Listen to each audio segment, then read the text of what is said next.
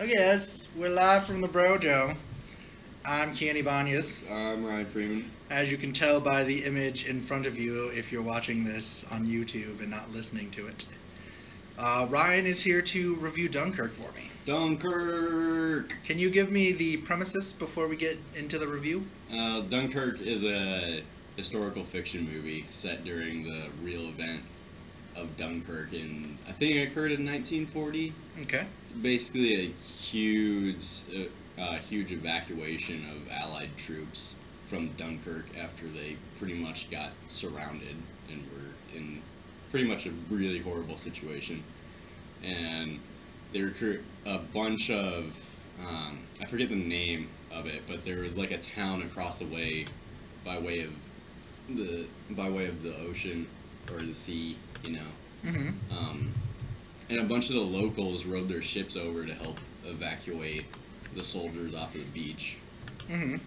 So it's basically the story about that. And the movie follows.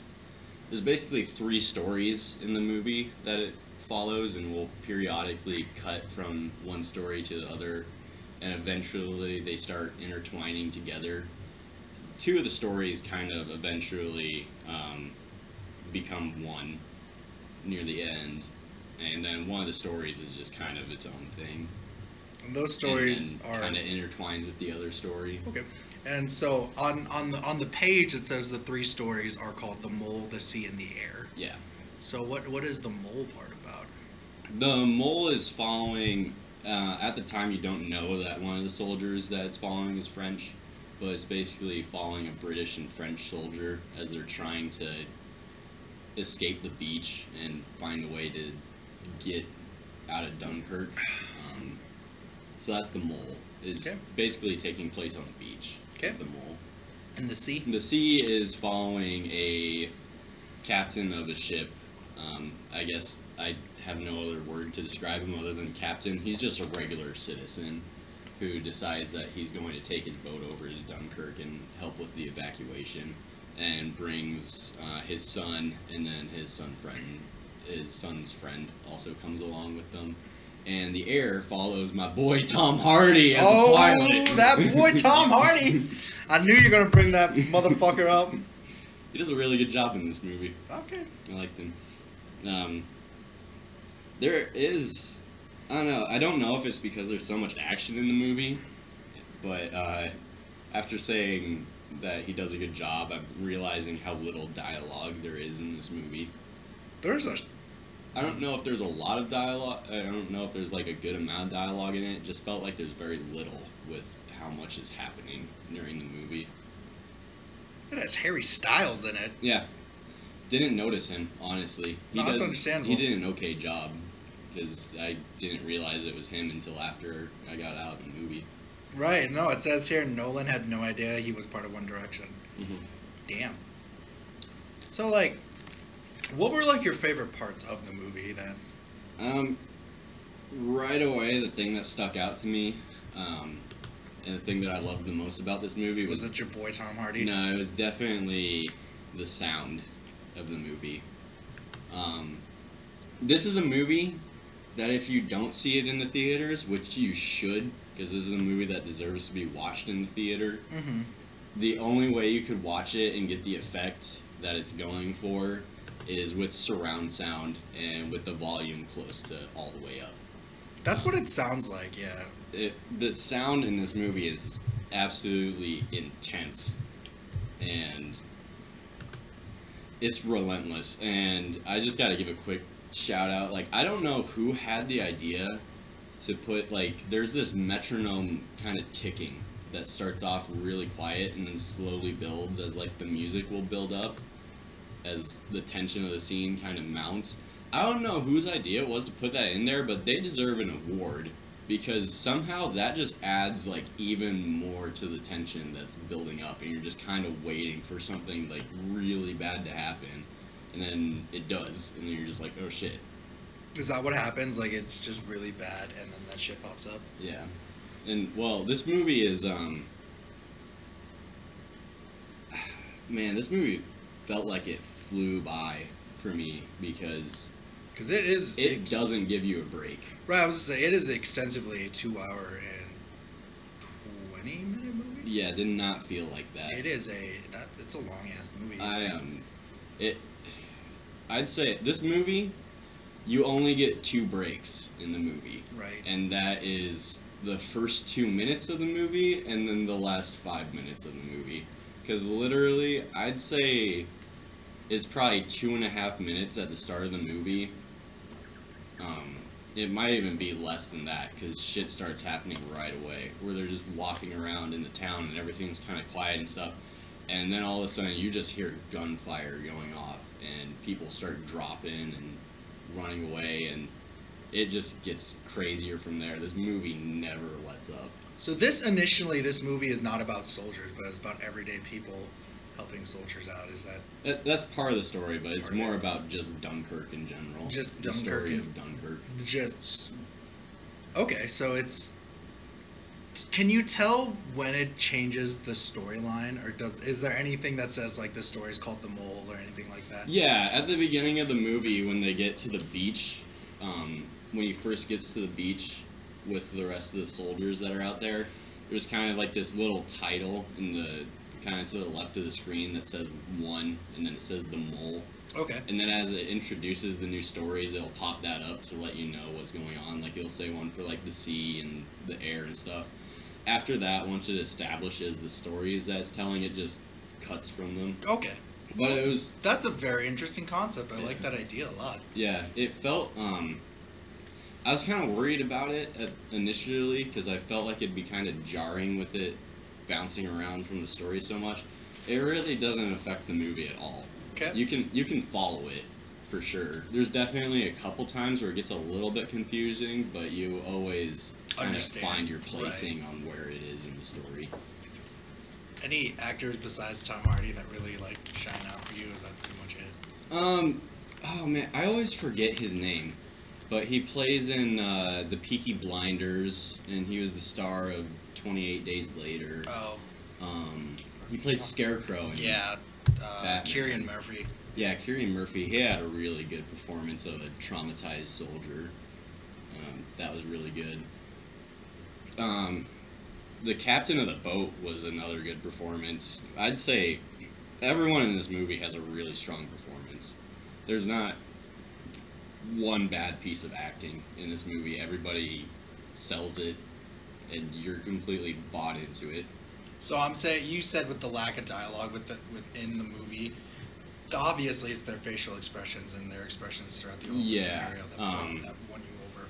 Yeah, everyone in this movie genuinely looks terrified, and that just kind of adds to the effect of the movie. This is the first movie where I kind of call it a parent moment, where you're kind of watching a movie with your parents and they'll do that stupid thing that kind of annoys you, where they just go like, oh no. I had one of those I had like a couple of those moments during this movie where you're like, oh no, where shit just starts like happening and you see it coming, you're just like, oh no. Like I legitimately had a couple of those moments with like my hand over my mouth, and I'm just like, oh no, please no. There's some genuinely horrible things that happen to the characters in this movie, and it's pretty harrowing. What about your boy Tom Hardy? Tom Hardy, his scenes are actually my favorite. Not just because of Tom Hardy, but like just watching the dogfights in the air in general were really well done, and it was done in kind of a way that it's always hard with dogfights because most of the time I find them boring. Yeah, because it's just in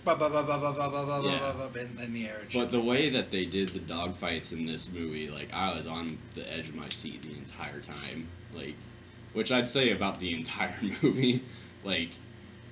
Oh man, this movie is exhausting. It does not. It does not slow down at all. It does not relent. Like I said, like you get a moment of peace in the first 2 minutes of the movie, and then when the gunfire starts happening, it doesn't stop from there. Everything just keeps happening because they get to the beach after that. I'd say there's probably like a 5-minute span on the beach before bombs start getting dropped on it and planes start shooting at the beach and shit, and it just yeah, it's pedal to the metal. Like, get ready, because if there was a movie that's nonstop action, it's this movie. It literally doesn't stop. What was a big, like, holy shit scene for? A big holy shit scene was they managed to finally get onto one of the like rescue boats that are kind of ferrying the soldiers out of Dunkirk, and this is I'm trying to remember. Yeah, it's following the French and the British soldier. They haven't intertwined with the sea story yet. Oh, so those are two that intertwine? Yeah, those two stories intertwine. And then one of the soldiers from the air intertwines with that story too. Not Tom Hardy, but one of the other pilots intertwines. Damn with it, I that really story. wanted Tom Hardy to be like, hey guys, I'm here. But there's a scene where they're on one of their Navy ships, and they're all just kind of standing around, and it's night, and you just see like a wake coming through the water straight towards the ship, and you're just like, that's a torpedo. And it just nails right into the center of the ship, and shit just starts exploding, and ship starts going down.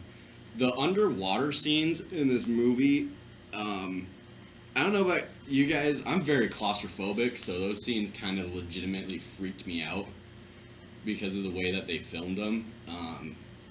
You literally feel like the water's like right there, and it's dark and you can't see anything, and they're just trapped inside of this ship and it's filling up with water. That was like one of the most intense scenes in the movie, which I'd say the entire movie is intense. I don't know if there's one scene that's more intense than any other.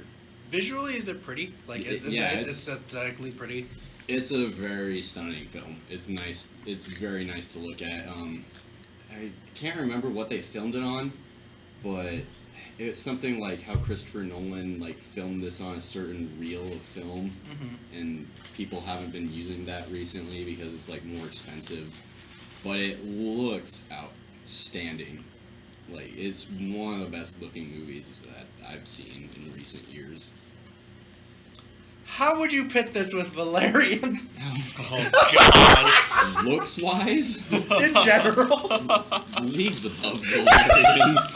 Jesus fuck! No, this was refreshing for me to see, because I actually felt like I was watching a piece of cinema for once instead of the norm. Instead of the norm. So you're telling me you've traveled through a lot of turds this year because of these reviews. I've gone through a lot of shit this year You have tried to find this golden gem. So it's not. Would you say it's nice after watching? Like, let's just be honest. We've watched at least a good 8 movies since we started the reviews. Mm-hmm. Like, we've trifled through a lot of shit. Yeah, we've gone through a lot more shit. So but with those air scenes, I think the thing that makes them so intense is they're not quick. Like, it takes a while. Like, the build up or the German pilot is, there's scenes where the German pilot's like trailing one of the British air pilots. Okay. And then Tom Hardy's trying to get him off of the other pilot, and just following like through his scope, like watching it, like him trying to line up his shots and stuff and missing, and it feels like it takes forever in the best way possible. Nice. Like, it's very tense. And when their planes crash and go down, the whole movie is just, it's one oh shit moment after the other. Like, So what are your final thoughts? I mean, like, go see it. I don't think, like, I was reading reviews on this and stuff online, and a lot of people are calling this Christopher Nolan's masterpiece, and I was like reading this like before I went to see the movie, and I was like, well, we'll see about that. I walked out of the movie and I was like, yeah, I can see that. I think this is gonna be, Christopher Nolan's obviously gonna be one of those directors that's remembered and is gonna be in the business for a long time. I think this is gonna be one of his staple movies. They're way better than that Batman. Yeah, like, Okay. I think when people say, I'm gonna say like 5-10 years down the line, when people say the name Christopher Nolan, Dunkirk's gonna be one of the movies that they think of, probably. This is definitely one of his defining pieces of work. It's beautifully stunning, very well directed. The shots in the movie, Christopher Nolan has some of the best shots for a director that I've ever seen, and this movie just shows that once again. And the sound, I don't know how Christopher Nolan keeps hiring these people that just have these amazing soundtracks and ability to make like these sounds that just hit you like right in the chest and make it feel like you're actually in there, like in the shit. But he did it again, and it's amazing. It's a really intense experience. So, I mean, like, this movie definitely gets like the RYan seal of approval. Like, I'd give it like a 9.5 out of 10. What? Oh my gosh! I gotta. This is why I'm recording this. 9 out of 10. 9.5 out of 10. Wow. For That's Brian, that's a big, very high seal of approval. Yeah, I mean, and the only reason I think this means so much is because I'm very picky about my Yeah, movies. you're kind of a Yeah, douche. you're You're a a douche pretentious for your asshole. movies. I am super picky about my movies, but this movie definitely gets like a 9.5 out of 10 for me. And, you know, I think I'm going to change it. What? Oh no! No, because the more I think about it, I can't find a single flaw in this movie. It's incredible. It's definitely one of my favorite movies to have come out in the past like 5 to 10 years. Like, I think I'd give it like a solid 10 out of 10. 10 out of 10? What? Shit. Like 10 out of 10 for What? me. Like, yeah, man. Like, this is a solid piece of cinema. Like, if this is not the front runner for Best Picture, it should be. Because if this, I'm saying it right now, if this does not win Best Picture at the Oscars, I'm gonna be so butthurt. Like, majorly butthurt. Shit. Find out at our Oscar review. No, so, wow, 10 out of 10. 10 out of 10. That's a big Alright. surprise. I don't think. This is, I think it's definitely probably going. There's an Oscar for like sound production. Oh, right, Yeah. like the It's- way, well, it's the definitely trailer gonna win brought it that. on that too. Like, you Yeah. can feel the, yeah. It's definitely going to win Best Sound Production for sure. I don't think there's going to be any movie that comes out for the rest of this year that's going to top the sound of this movie because it just sounds amazing. And I honestly haven't gone to a movie where the sound is this intense before. Like, it's awesome. I mean, like, I don't He want to is sound smiling like a schoolgirl. I don't want to everybody. like sound Yes, like I'm fanboying because I freaking hate like those people. Like we were just talking about that like a couple months ago. Yeah. I'm becoming what I hate, but this movie is so good. Like, oh, I love this movie. Like, I don't think it's gonna win any like Best Actor awards because they're just like. I don't think there's enough in there for an actor in this movie to get an award out of that because it's not really. It's a character-focused movie, kind of. It's definitely more focused on the war aspect rather than the characters.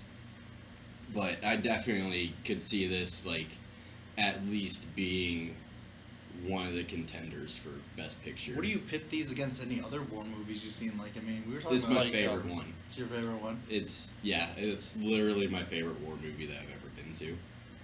Like everybody says that like Saving Private Ryan is like the highest like standard for a war movie. I mean, Dunkirk blows all of them out of the water. You heard it here. Ryan hates Saving Private Ryan. Just letting everyone know. I actually really don't like that movie. Ryan hates Saving Private Ryan. Like, it's okay. It has good moments in it, but I mean, I'm trying to think of a war movie that I could actually watch continuously. Did you see Hacksaw Ridge? I did see Hacksaw Ridge. How's it compare up to that? This is leagues above Hacksaw Ridge. Okay. Like, Hacksaw Ridge is not even on the same level as Dunkirk. Nor any other war movies that have come out. Like, Dunkirk definitely stands on its own, like, head and shoulders above the rest. Like, it is the best war movie to be made, period. Like, unless you're a soldier, like, this is gonna be the closest you're gonna get to feeling like you're in an oh shit war situation. Doesn't make you want to go enlist and be like, I can save Fuck you. no. After watching the shit that they had to go through, no. Oh god. Got some PTSD from that movie. Horrible. Oh my god. All right, so this has been the review of Dunkirk. Yeah, go see it. It's really good. 10 out of 10. I'm Kien and RYan. I'm Ryan Freeman. Have a good day. Go see it.